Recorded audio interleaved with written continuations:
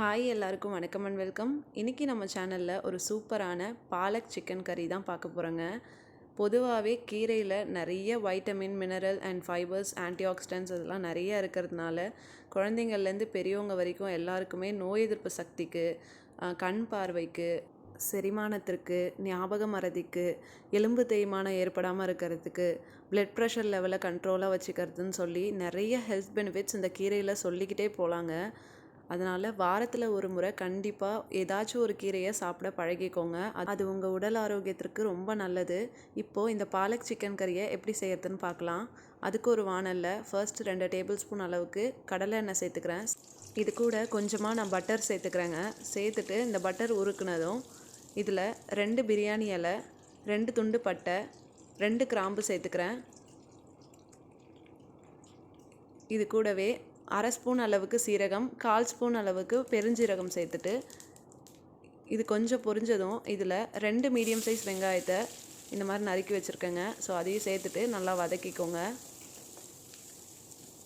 இந்த வெங்காயம் கொஞ்சம் கண்ணாடி பதம் வரட்டுங்க. இப்போது இதில் 1/2 டேபிள் ஸ்பூன் அளவுக்கு இஞ்சி பூண்டு பேஸ்ட்டு சேர்த்துக்கிறேங்க. சேர்த்துட்டு கலந்துக்கோங்க. ஒரு 2 நிமிஷத்துக்கு அப்புறம் நான் தக்காளி சேர்த்துக்க போகிறேங்க. 2 மீடியம் சைஸ் தக்காளியை இந்த மாதிரி வெட்டி வச்சுருக்கேன். அதையும் சேர்த்துக்கிறேன். சேர்த்துட்டு இந்த தக்காளி நல்லா மேஷ் ஆகணுங்க. இந்த அளவுக்கு வந்ததும் நம்ம மசாலாலாம் சேர்த்துக்கலாம். நான் 1 ஸ்பூன் அளவுக்கு சில்லி பவுடர், கார மிளகாத்தூள் சேர்த்துருக்கேன். 2 ஸ்பூன் அளவுக்கு குழம்பு மிளகாத்தூள், 2 ஸ்பூன் அளவுக்கு சிக்கன் மசாலா தூள் சேர்த்துருக்கேங்க. இது கூட தேவையான அளவு உப்பு சேர்த்துக்கோங்க. சேர்த்துட்டு நல்லா கலந்துக்கோங்க. இந்த மசாலா தூளோட பச்சை வாசனைலாம் நல்லா போனதுக்கப்புறம் நம்ம சிக்கன் சேர்த்துக்கலாம். நான் இன்றைக்கி 3/4 கிலோ சிக்கனை நல்லா மஞ்சத்தூள் போட்டு வாஷ் பண்ணி எடுத்துகிட்டு வந்திருக்கேன். ஸோ அதை சேர்த்துக்கிறேங்க.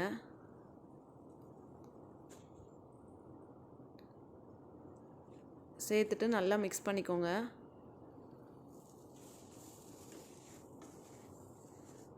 இப்போது இதில் எதுவும் தண்ணி சேர்க்காமல் நீங்கள் கொஞ்ச நேரம் இது வதங்கட்டும். ஏன்னா சிக்கன்லேருந்தே தண்ணி ரிலீஸ் ஆகும். அதனால் இந்த மசாலாவில் நல்லா கலந்துட்டு ஒரு மூடி போட்டு இந்த சிக்கன் நல்லா வேக வச்சுக்கோங்க. இப்போ இது வேகட்டும்.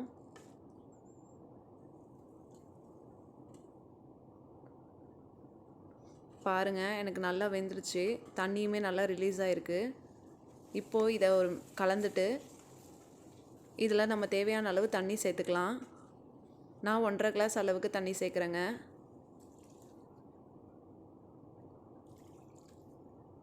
சேர்த்துட்டு இதில் இப்போது நம்ம பாலக்கீரையை சேர்த்துக்கலாம்.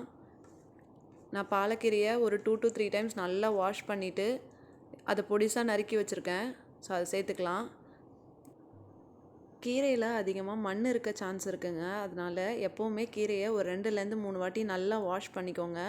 வாஷ் பண்ணிவிட்டு இந்த மாதிரி கட் பண்ணி எல்லாத்தையும் நான் சேர்த்துக்கிறேன். சேர்த்துட்டு நல்லா கலந்துக்கிறேங்க. இப்போது இந்த ஸ்டேஜில் நீங்கள் உப்பு பார்த்துக்கோங்க. உப்பு தேவைன்னா நீங்கள் போட்டுக்கோங்க. போட்டுட்டு இதை மூடி போட்டு ஒரு 5 நிமிஷம் நல்லா கொதிக்கட்டுங்க.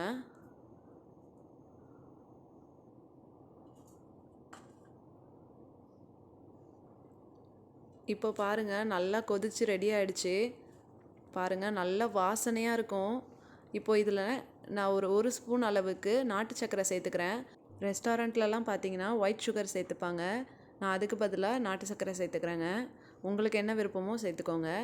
இது கூட கொஞ்சமாக கசூரி மேத்தி சேர்த்துருக்கேன். நல்லா க்ரஷ் பண்ணி சேர்த்துருக்கேங்க. இது ஆப்ஷனல் தான். இது இல்லைனாலும் பரவாயில்ல, உங்களுக்கு அதே டேஸ்ட் இருக்கும்.